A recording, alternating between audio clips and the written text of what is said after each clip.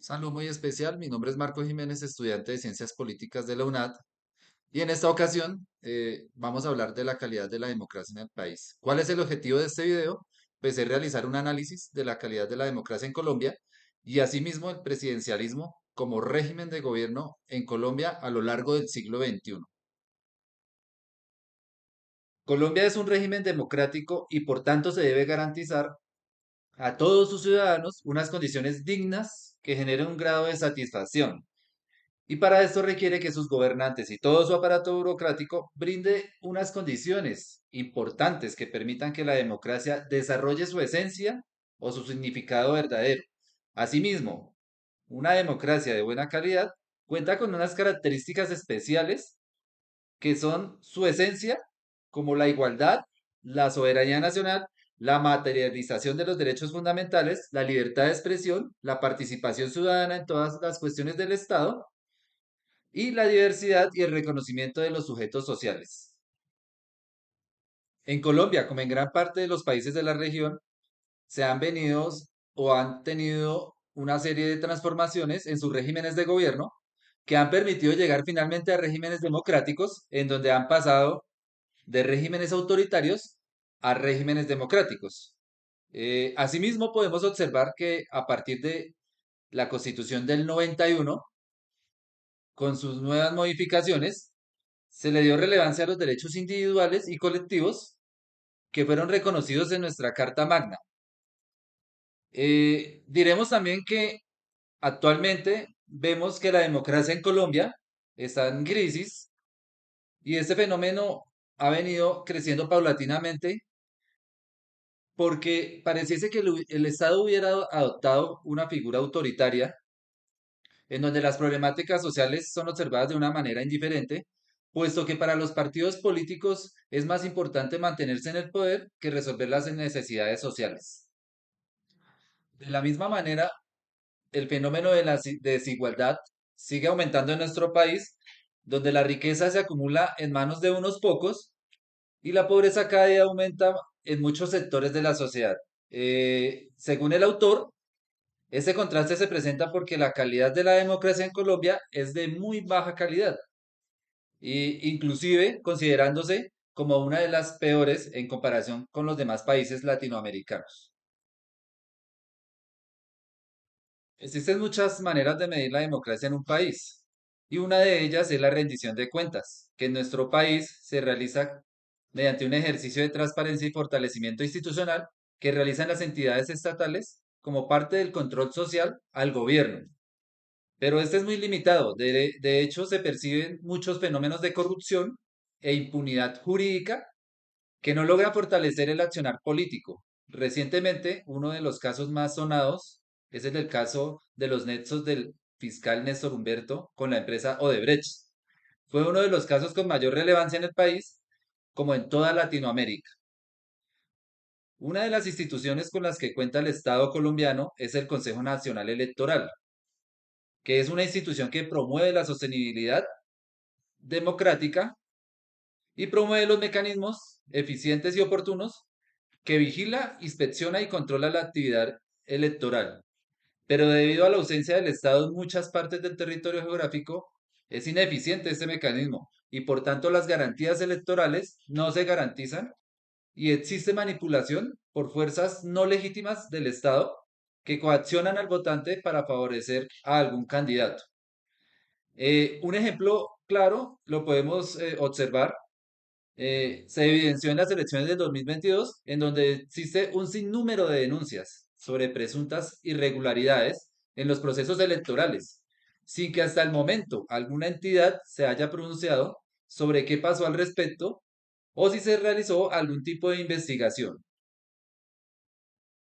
Una segunda variante tenemos la capacidad de respuesta estatal, que es otro factor de medida de la calidad de la democracia. Pero con certeza podría mencionar que se queda realmente corto. Y un ejemplo claro lo tenemos en el estallido social presentado en el 2019 y en el 2020, en donde se realizaron una serie de movilizaciones por diferentes sectores de la sociedad, realizando algunas peticiones al gobierno nacional.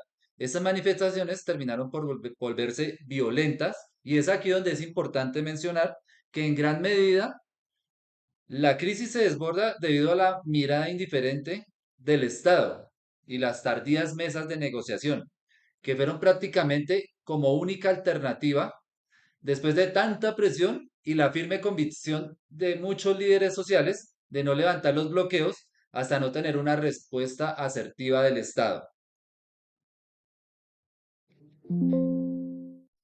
Una tercera variante es el control civil de la fuerza pública, que juega un papel clave como factor medidor en la calidad de la democracia.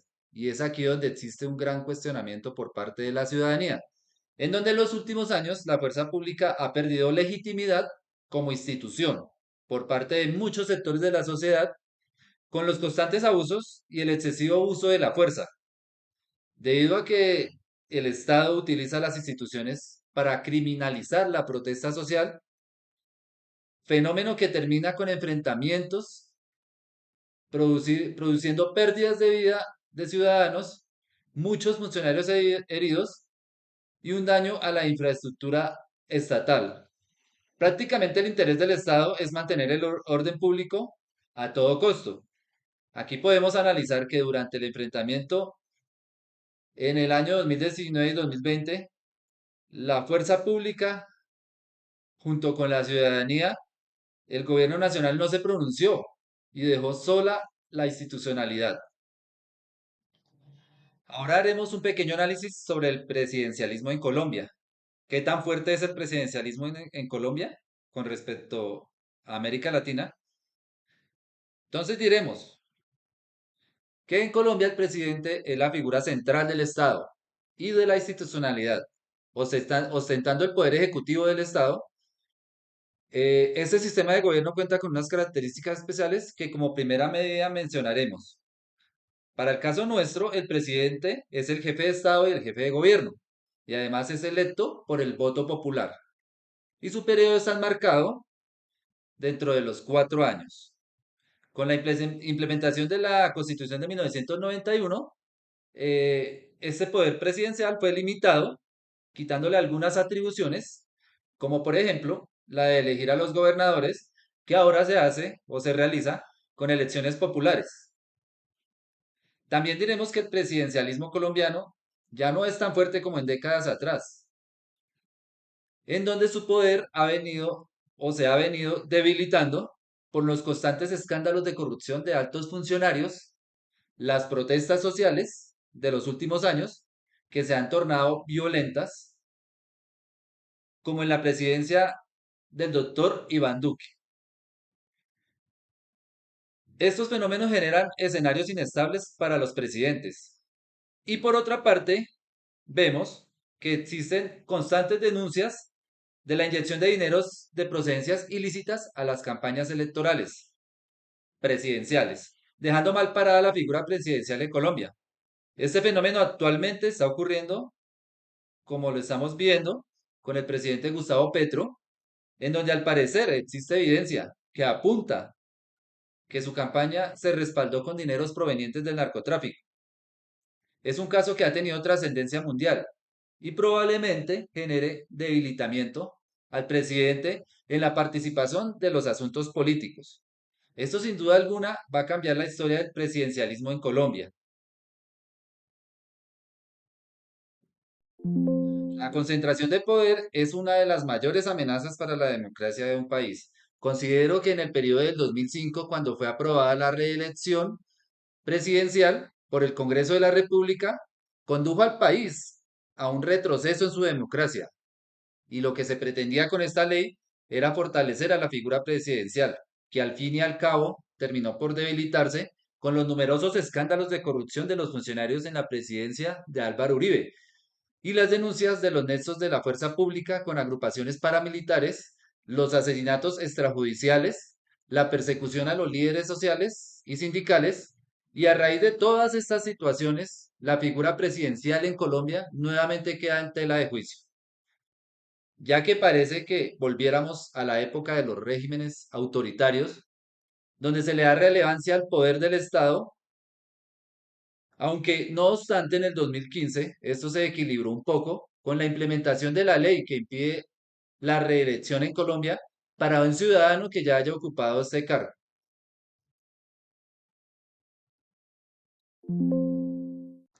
Colombia cuenta con un equilibrio de poderes a través de la separación del Ejecutivo con el Legislativo y el Judicial. Esto permite que el Ejecutivo que no actúe de manera desproporcionada o utilice el poder de forma no legítima.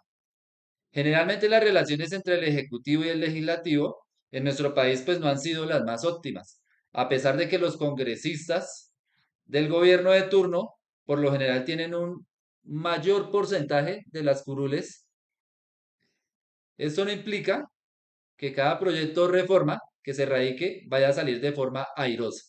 Existen unos contrapesos que en ocasiones unen tales proyectos. Por lo general, la bancada mayoritaria, que es siempre la del mismo partido del presidente, busca alianzas o coaliciones para las votaciones de los proyectos. Esto ha generado gran controversia, ya que al buscar estas coaliciones se ofrecen coimas y se ofrecen puestos a cambios del voto. Y como reflexión les dejaré y les diré que la calidad de la democracia depende en gran medida de la forma como se gobierna, porque es el presidente a través de las instituciones quien logra afianzar los fines del Estado. Y esto se ve reflejado cuando verdaderamente existen unas garantías reales de igualdad en todos los aspectos sociales. Considero que la calidad de la democracia en Colombia pasa por una grave crisis, que los alcances del Estado se quedan cortos en muchos aspectos. Esto sumado a los fenómenos de corrupción y a la impunidad de los funcionarios públicos, podríamos decir que la democracia aún existe, pero que cada vez los presidentes se ven enfrentados a escenarios más complejos. Para finalizar, es imperante mencionar que en Colombia el ejercicio del control político siempre va a generar resistencia de algún sector de la sociedad. Y más aún cuando el mismo Estado utiliza ese poder adoptando una posición autócrata y poniendo en riesgo la democracia. Este poder que ostenta el Estado y que es dado por el pueblo a través del voto debe ser infalible. De lo contrario, observaremos figuras de contrapoder que el mismo pueblo intentará recuperar o deslegitimar utilizando los mecanismos de participación ciudadana como primera medida y que en ocasiones, cuando son ignorados por el mismo Estado, esta manifestación pública se torna violenta. O cuando el Estado estigmatiza las marchas y persigue a los líderes sociales. Muchas gracias por la atención prestada.